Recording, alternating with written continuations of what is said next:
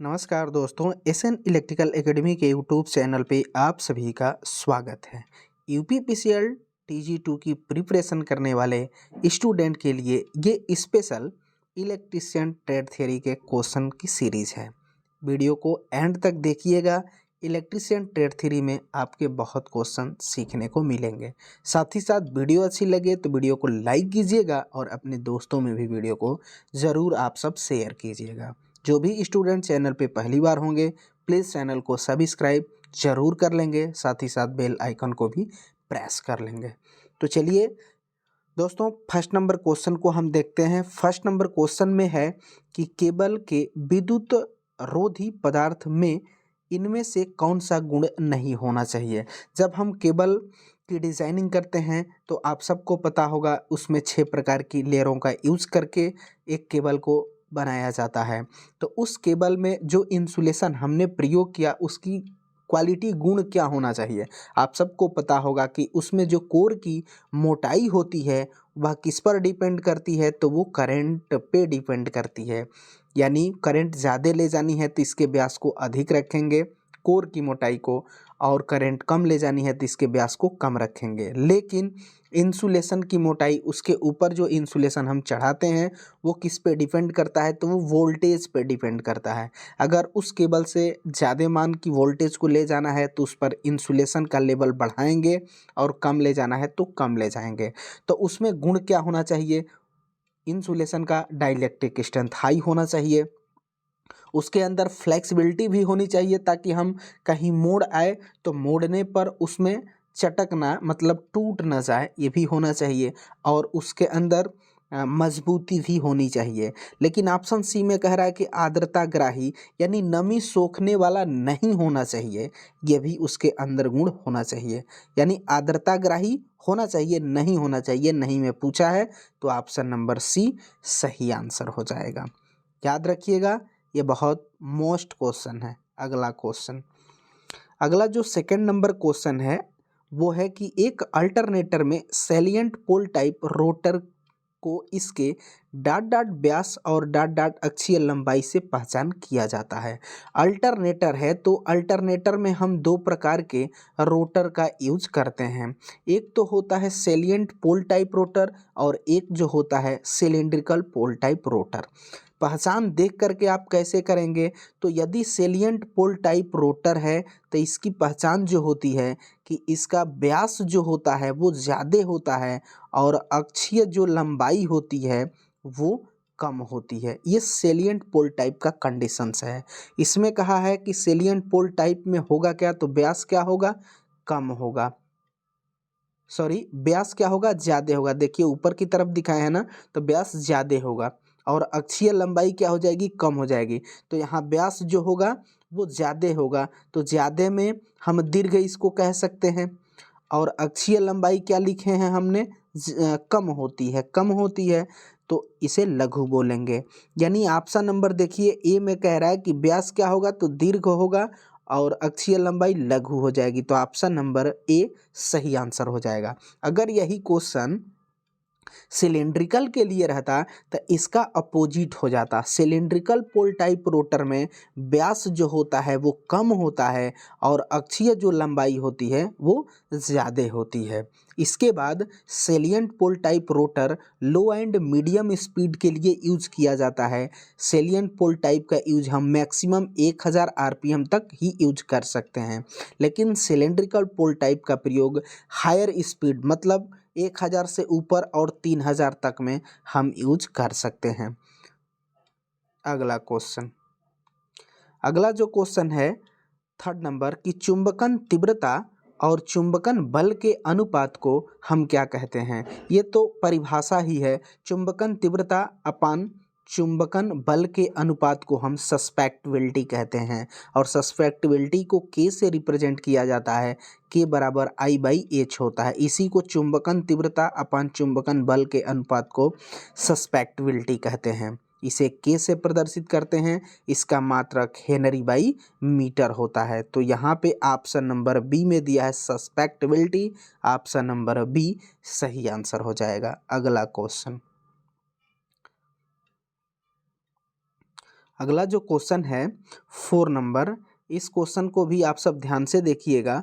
4 number question में conditions दिया है कि लेड एसिड बैटरी अनावेशित मतलब डिस्चार्जिंग अवस्था में है तो एनोड का लेड मतलब पीबी और कैथोड का लेड पेरोक्साइड PbO2 पूरी तरह से किस में चेंज हो जाता है, परिवर्तित हो जाता है। तो देखिए लेड एसिड बैटरी जो होती है ये सेकेंडरी सेल के अंतर्गत काउंट की जाती है।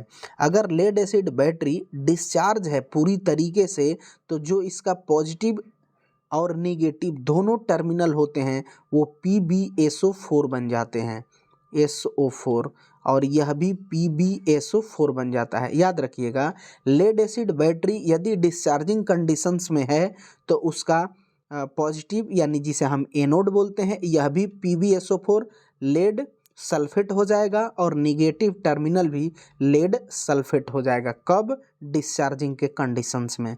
अगर यही लेड एसिड बैटरी चार्जिंग के कंडीशन में है, चार्जिंग के कंडीशंस में है तो इसका पॉजिटिव जिसे एनोड बोलेंगे ये क्या होगा, तो ये PbO2 हो जाएगा और इसका निगेटिव जिसे हम कैथोड बोलते हैं ये क्या हो जाएगा, ये सिर्फ Pb हो जाएगा। तो ये रहा चार्जिंग का, ये रहा डिस्चार्जिंग का। और लेड एसिड बैटरी के एक प्लेट का जो EMF होता है वो 2.2 वोल्ट होता है। तो यहाँ पे डिस्चार्जिंग का पूछा था तो डिस्चार्जिंग में दोनों क्या बन जाएंगे, PbSO4 PbSO4, lead sulphate. Option number C में देखिए PbSO4 दिया है, ऑप्शन नंबर सी सही आंसर हो जाएगा। अगला क्वेश्चन, अगला जो क्वेश्चन है 5 नंबर, इसमें है कि स्क्वायरल केज इंडक्शन मोटर और slip ring induction motor dot dot होते हैं। देखिए ये दोनों जो मोटरें हैं ये 3 फेज इंडक्शन टाइप की मोटरें हैं। इनकी विशेषता यह होती है कि इनकी पहचान जो की जाती है वो रोटर साइड से की जाती है। कहने का मतलब यह है कि स्क्वायरल केज टाइप मोटर हो या स्लिप रिंग इंडक्शन मोटर हो, दोनों मोटरों की स्टेटर की संरचना समान होती है लेकिन रोटर संरचना दोनों की अलग अलग होती है। स्क्वायरल केज के रोटर की बात किया जाए तो इस पर 2 इंड रिंग होती है और इस पर छड़ों को डाल करके इंड रिंग के द्वारा शॉर्ट सर्किट कर दिया जाता है तो ये स्क्वायरल केज का रोटर बनता है और इसे हम स्क्वायरल केज टाइप रोटर कहते हैं। यह डबल में भी आता है, सिंगल बाउंडेड में भी रहता है। यही अगर स्लिप रिंग की बात किया जाए तो स्लिप रिंग में इसके रोटर पर 3 फेज स्टार वाइंडिंग होती है और 3 स्लिप रिंग और 3 कार्बन ब्रश के द्वारा ये एक 3 फेज रिहो स्टेट के द्वारा कनेक्ट किया जाता है। तो दोनों की रोटर संरचना अलग है लेकिन स्टेटर संरचना समरूप है। अब इसमें वही चीज़ ढूंढना है कि है क्या। तो इस दोनों में हमने क्या बताया कि दोनों की स्टेटर संरचना जो होगी वो सेम होगी। तो ऑप्शन नंबर सी में देखिए समरूप स्टेटर यानी ऑप्शन नंबर सी सही आंसर हो जाएगा। इसके बाद देखिए याद रखिएगा कि स्क्वायरल केज मोटर का प्रयोग वहाँ पे प्रीफर किया जाता है जहाँ पे लगातार कांस्टेंट स्पीड की आवश्यकता होती है, वहाँ पे स्क्वायरल केज का प्रयोग किया जाएगा। और जहाँ पे हाई स्टार्टिंग टार्क की आवश्यकता होती है वहाँ पे हम स्लिप रिंग का प्रयोग करते हैं। याद रखिएगा यह भी कि स्लिप रिंग इंडक्शन मोटर में 3 कार्बन ब्रश रहेंगे, 3 स्लिप रिंग रहेगी और एक 3 फेज रिहो स्टेट रहेगा रजिस्टेंस के रूप में। लेकिन इसमें किसी प्रकार का ना वायर रेजिस्टेंस होता है, न कार्बन ब्रश होंगे और न स्लिप रिंग रहेंगी। इसमें ऐसा कुछ कंस्ट्रक्शन नहीं होता है। अगला क्वेश्चन, अगला जो है 6 नंबर की सामान्यतः निम्नलिखित में से किसमें यूनिवर्सल मोटर का प्रयोग नहीं किया जाता है, नहीं में पूछा है। यूनिवर्सल मोटर जो होती है वह DC सीरीज मोटर के समान होती है और इस मोटर की विशेषता होती है कि AC प्लस DC पर दोनों पे समान रूप से वर्क कर सकती है। ये सिंगल फेज मोटर के अंतर्गत काउंट की जाती है और इसका स्टार्टिंग टार्क हाई होता है। तो इसका प्रयोग हम कहाँ करते हैं, तो सबसे ज़्यादा फूड मिक्सर में, ग्राइंडर में, ड्रिलिंग मशीन में, सिलाई मशीन में, पेट्रोल पंप मशीन में, यहाँ पे हम यूनिवर्सल मोटर का प्रयोग करते हैं। तो कहा है कि नहीं करते हैं कहाँ पे, तो देखिए ड्रिल मशीन में तो करेंगे, सिलाई मशीन की मोटर में भी किया जाएगा और मिक्सर ग्राइंडर ये तो मोस्ट है, बहुत पूछता है, इसमें भी किया जाएगा, लेकिन रिकॉर्डिंग इंस्ट्रूमेंट में नहीं किया जाएगा। ऑप्शन नंबर बी सही आंसर हो जाएगा। तो फिर रिकॉर्डिंग इंस्ट्रूमेंट में मोटर कौन यूज़ की जाएगी, तो उसमें रिलक्टेंस मोटर होती है। रिलक्टेंस मोटर का प्रयोग किया जो जाता है वो सिग्नलिंग डिवाइस में, रिकॉर्डिंग इंस्ट्रूमेंट में और टाइमर फोटोग्राफर में इस मोटर का प्रयोग किया जाता है। अगला क्वेश्चन, अगला जो क्वेश्चन है 7 नंबर की, केबल की अंतर आवरण ग्रेडिंग डॉट डॉट प्रदान करती है। केबलों में इंटर ग्रेडिंग का मतलब होता है जब हम केबल की डिज़ाइनिंग करते हैं तो उसमें 6 प्रकार की इंसुलेशन लेयरों को चढ़ा करके एक केबल की डिज़ाइनिंग की जाती है। तो उसमें डाइलेक्ट्रिक स्ट्रेंथ हर सेम पर सेम रखना होता है, ताकि अब उसी में उस वोल्टेज का स्ट्रेस जो होता है वो कोर के पास वाली पर ज़्यादा होता है। और जैसे जैसे हम बाहर की तरफ चलते चले जाते हैं, कहने का मतलब है कि इस कोर से जब दूरी बढ़ने लगती है तो उस वोल्टेज का इलेक्ट्रिक स्ट्रेस कम होने लगता है। तो यहाँ इसके कोर के पास ज़्यादा और बाहर वाली लेयर पर कम हो जाता है। इसकी होता है कि सब LPC मतलब सबसे पहले कोर, ये वाली अंदर वाली कोर, इसके ऊपर पेपर इंसुलेशन, इसके ऊपर लेड शीट, इसके ऊपर वीडिंग, इसके ऊपर आर्मरिंग और इसके ऊपर सर्विंग होती है। तो सर्विंग सबसे वाई लेयर होती है और अंदर वाली ये कोर होती है। तो कोर पे इलेक्ट्रिक स्ट्रेंथ ज़्यादा होता है, उसी को हम केबल में ग्रेडिंग करते हैं। ग्रेडिंग का मतलब है उस पर हर पॉइंट पर, हर सतह पर, हर लेयर पर इलेक्ट्रिक स्ट्रेंथ को समान करना ग्रेडिंग होता है। और ग्रेडिंग केबल में 2 ही प्रकार की होती है। एक जो ग्रेडिंग होती है ये कैपेसिटेंस ग्रेडिंग होती है और दूसरी ग्रेडिंग इंटरसिथ्ड ग्रेडिंग होती है। यही 2 ग्रेडिंग होती है। इसका मतलब क्या है, हर इस लेयर पर डाइलेक्ट्रिक स्ट्रेंथ, जो स्ट्रेस है, तनाव है वोल्टेज का, वो समान करना। तो ऑप्शन नंबर बी में देखिए क्या दिया है, एक समान विभव प्रवणता करना। ऑप्शन नंबर डी सही आंसर हो जाएगा। कैपेसिटेंस ग्रेडिंग और इंटरसिथ ग्रेडिंग, इसका नाम भी पूछता है, याद रखिएगा। केबल में 2 प्रकार की ग्रेडिंग होगी, कैपेसिटेंस ग्रेडिंग और इंटरसिथड ग्रेडिंग। अगला क्वेश्चन, अगला जो क्वेश्चन है 8 नंबर की, नियान परीक्षण, परिपथ परीक्षण, नियान सर्किट टेस्टर का उपयोग सामान्यतः किस परीक्षण करने के लिए किया जाता है। नियॉन टेस्टर जो होता है उससे हम किसका परीक्षण करते हैं, तो किसी सर्किट में करंट की उपस्थिति को इंडिकेट करता है, बोले तो फेज के टर्मिनल को बताएगा। तो फेज का कंडीशंस पहचान करने के लिए ही हम नियॉन सर्किट टेस्टर का प्रयोग करते हैं। ऑप्शन नंबर ए फेज की उपस्थिति को बताता है। ऑप्शन नंबर ए सही आंसर हो जाएगा। इसके मुट्ठी में बल्ब होता है, वही ग्लो करने लगता है। अगला क्वेश्चन, अगला जो है 9 नंबर, अस्थाई चुंबक चल कुंडली मापक यंत्र का उपयोग डॉट डॉट धारा मापने के लिए किया जाता है। इसे हम PMMC भी बोलते हैं।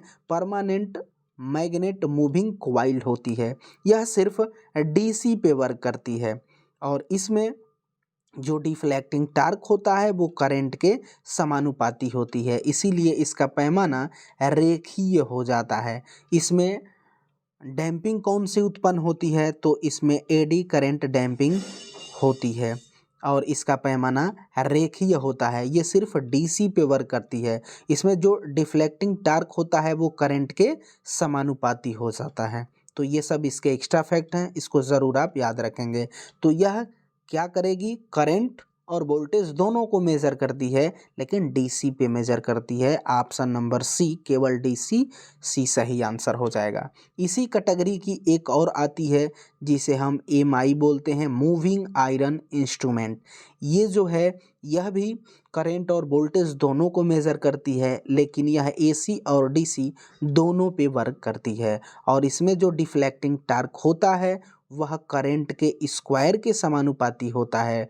स्क्वायर होने के वजह से इसका जो ग्राफ होता है वो नॉन लीनियर, मतलब अरेखीय हो जाता है, उसका रेखीय था ये अरेखीय बन जाता है।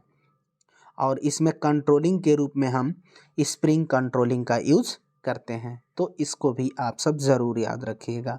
अगला क्वेश्चन, अगला जो क्वेश्चन है 10 नंबर, इसमें है कि जब एक ट्रांसमिशन लाइन का लाइन वोल्टेज लगभग डॉट डॉट के थ्रेशोल्ड मान से अधिक हो जाता है तो उसके फलस्वरूप वायु का आयनीकरण हो जाता है, तो वो कौन सा वोल्टेज है? ट्रांसमिशन लाइन में कौन सा ऐसा वोल्टेज है जिसके बाद वहाँ की एयर को आयनाइजेशन कर देता है, वो कौन सी वोल्टेज है? तो वो 33 किलो वोल्ट होती है। इसी वोल्टेज पर कोरोना इफेक्ट भी देखने को मिलता है। तो option number D 30 kilo volt सही आंसर हो जाएगा। अगला क्वेश्चन, अगला जो क्वेश्चन है 11 नंबर की विद्युत उदासीन परमाणु के बारे में निम्नलिखित में क्या सत्य है? उदासीन परमाणु के टर्म में कंडीशंस क्या होती है, इसको आप ज़्यादा ध्यान से समझिएगा इस क्वेश्चन को। पहले तो कोई तत्व हम x ले लेते हैं और यहाँ पे परमाणु क्रमांक जिसे हम Z बोलते हैं और यहाँ पे परमाणु भार A होता है। परमाणु क्रमांक को Z से रिप्रेजेंट किया जाता है और परमाणु भार को A से रिप्रेजेंट किया जाता है। अब यहाँ पे फार्मूला होता है Z बराबर P बराबर E, यानी किसी तत्व में परमाणु क्रमांक यदि मिल जाता है तो उतना ही उसमें प्रोटॉन होगा और वही उतना इलेक्ट्रॉन होगा। तो हम कह सकते हैं कि परमाणु क्रमांक इक्वल टू प्रोटॉन की संख्या इक्वल टू इलेक्ट्रॉन की संख्या। और यही यहाँ कंडीशंस भी लगेगा कि विद्युत उदासीन परमाणु में होगा क्या, तो जो प्रोटॉन की संख्या होगी वो इलेक्ट्रॉन की संख्या के बराबर होगी और यही उदासीन परमाणु का कंडीशंस होता है। ये क्वेश्चन का रहा आंसर कि प्रोटॉन और इलेक्ट्रॉन की संख्या बराबर होगी। अगर ऐसे ही क्वेश्चन होते हैं तो उसमें पूछता है कि इलेक्ट्रॉन की संख्या क्या होगी, तो उसको कैसे कैलकुलेट करेंगे? तो इसके सहारे 3 फार्मूले बनते हैं, उसको मैं एक्सप्लेन कर दे रहा हूँ, आप ध्यान से देखिएगा। अब यहाँ पे A इक्वल टू फार्मूला बनेगा, इन तीनों को बारी बारी से एक एक बार रखते चले जाएंगे। तो एक बार रखेंगे Z प्लस N, तो ये एक फार्मूला बन जाएगा। एक बार रखेंगे A equal to P plus N, तो ये एक फार्मूला बन जाएगा। और एक बार रखेंगे A equal to E plus N, तो ये एक फार्मूला बन जाएगा। अब देखिए ये जो है परमाणु भार A होता है, अब P तो आप प्रोटॉन पहले देखे ही हैं, और N जो है न्यूट्रॉन है, यहाँ भी N न्यूट्रॉन है और यहाँ भी न्यूट्रॉन है। तो इसका प्रयोग न्यूट्रॉन की संख्या पूछेगा तो उस तत्व का परमाणु भार और उसमें आप प्रोटॉन की संख्या निकाल के पक्षांतर कर लेंगे, न्यूट्रॉन की संख्या निकल जाएगी। इससे भी न्यूट्रॉन निकल जाएगा, इससे भी न्यूट्रॉन निकल जाएगा। तो हमने क्या देखा कि विद्युत उदासीन परमाणु में कंडीशंस क्या होगी, प्रोटॉन और इलेक्ट्रॉन की संख्या के बराबर होगा। ऑप्शन नंबर डी देखिए, प्रोटॉन और इलेक्ट्रॉन की संख्या आपस में बराबर होती है, जैसा कि इस फार्मूले में दिखाया गया है। ऑप्शन नंबर डी सही आंसर हो जाएगा। अगला क्वेश्चन, अगला जो क्वेश्चन है 12 नंबर, इसमें है कि RL श्रेणी परिपथ में शक्ति रेटिंग KVA क्या होता है, फार्मूला बताना है। तो इसका एक ट्राई वेक्टर मीटर होता है और यहीं पर VA भी होता है, इसी को हम इसे KVA भी बोलते हैं। ये kVAR हो जाता है और ये किलो वाट हो जाता है। तो इसको ध्यान से समझिएगा, ये जो है ये रिएक्टिव पावर को रिप्रेजेंट करता है और ये एक्टिव पावर को रिप्रेजेंट करता है और ये जो होता है एपरेंट पावर को रिप्रेजेंट करता है। ये VA है या KVA है, इसको समझिएगा। जैसे ये वाट होता है या किलो वाट होता है या मेगा वाट होता है, उसी तरीके से ये जो होता है VAR होता है, फिर KVAR होता है, फिर MVAR होता है, ऐसे होता है। तो इसमें क्या हुआ कि देखिए त्रिभुज समकोण बना, तो समकोण त्रिभुज में एक पाइथागोरस प्रमेय होता है कि सबसे बड़ी भुजा पर बना हुआ वर्ग, जिसे हम कर्ण बोलते हैं, सबसे बड़ी भुजा पर बना हुआ वर्ग शेष दो भुजाओं पर बने हुए वर्गों के योग के बराबर होता है, उसे पाइथागोरस प्रमेय कहते हैं। अब वही अपने इलेक्ट्रिकल में लगेगा इस पे। तो इसमें हम क्या कह सकते हैं कि किलोवाट का स्क्वायर प्लस KVAR का स्क्वायर इक्वल टू VA मतलब एपरेंट पावर। तो एपरेंट पावर यानी आभासी शक्ति इक्वल टू प्रतिघाती शक्ति प्लस एक्टिव पावर मतलब ट्रू शक्ति का स्क्वायर। तो इसे क्या लिख सकते हैं कि VA का स्क्वायर इक्वल टू किलोवाट का स्क्वायर प्लस kVAR का स्क्वायर। अब यही रूट हटाएंगे तो अंडर रूट में चला जाएगा। तो यही सदिश योग निकालते हैं। उम्मीद करेंगे कि ये क्वेश्चन आप सबको समझ में आया होगा। तो यहाँ पे हम क्या करेंगे, kVA निकालने के लिए किलोवाट और kVAR का सदिश योग निकाला जाएगा, जैसा कि पाइथागोरस प्रमेय होता है। ऑप्शन नंबर ए सही आंसर हो जाएगा। अगला क्वेश्चन, अगला जो क्वेश्चन है 13 नंबर की पॉलीविनाइल क्लोराइड ताप के संपर्क में आने पर डॉट डॉट हो जाता है। PVC इसका फुल फॉर्म जो होता है पॉलीविनाइल क्लोराइड होता है।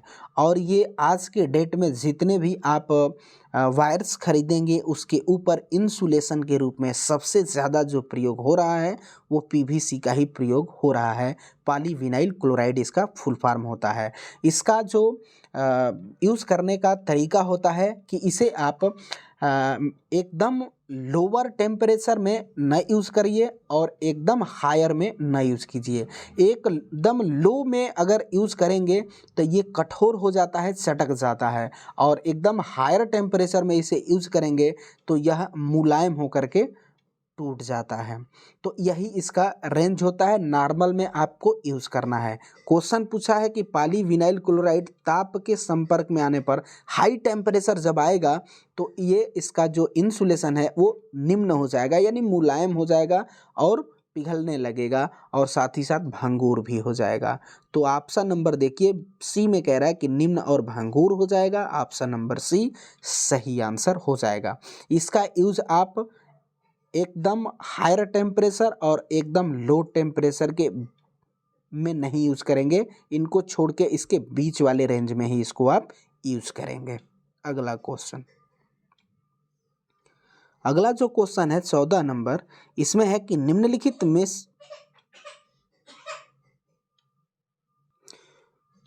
अगला जो क्वेश्चन है 40 नंबर क्वेश्चन को देखिए कि निम्नलिखित में से कौन सा यह इंगित नहीं करेगा कि परिपथ सतत है या नहीं।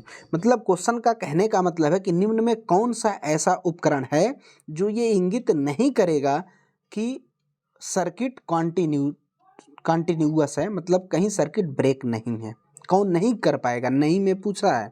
तो देखिए मल्टीमीटर है, मल्टीमीटर से वायर की कंटिन्यूटी हम चेक कर सकते हैं, तो ये तो होगा। बी जो है बजर का रहा है, तो बजर में अगर सर्किट कंप्लीट बन रही है, कंप्लीट है, तो ये ऑपरेट होगा, बजेगी, तो इससे भी कर सकते हैं। सी कह रहा है घंटी, घंटी में भी अगर सर्किट कंप्लीट है तो यह भी ऑपरेट होगी, मतलब बजेगी।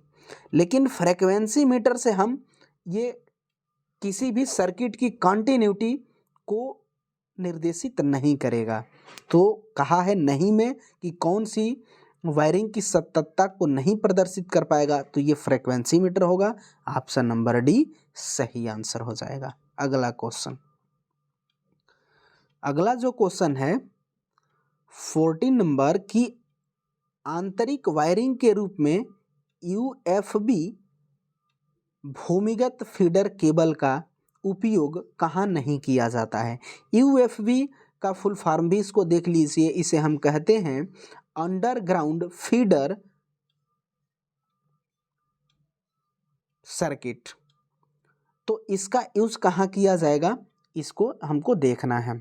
तो देखिए इसमें अंडरग्राउंड केबल की बात किया जाए तो अंडरग्राउंड केबल में हम यूजी जिसे बोलते हैं, यूजी केबल में अगर ट्रांसमिशन की बात किया जाए कि कितने किलोमीटर की डिस्टेंस तक हम अंडरग्राउंड केबल का ट्रांसमिशन करते हैं, तो ट्रांसमिशन लाइन के केस में 35 किलोमीटर से 45 किलोमीटर तक हम कर सकते हैं यूजी केबल का ट्रांसमिशन। लेकिन अगर इसका डिस्ट्रीब्यूशन कहता है कि डिस्ट्रीब्यूशन कितने तक किया जा सकता है, तो मात्र 10 किलोमीटर तक यूजी केबल का डिस्ट्रीब्यूशन किया जाता है।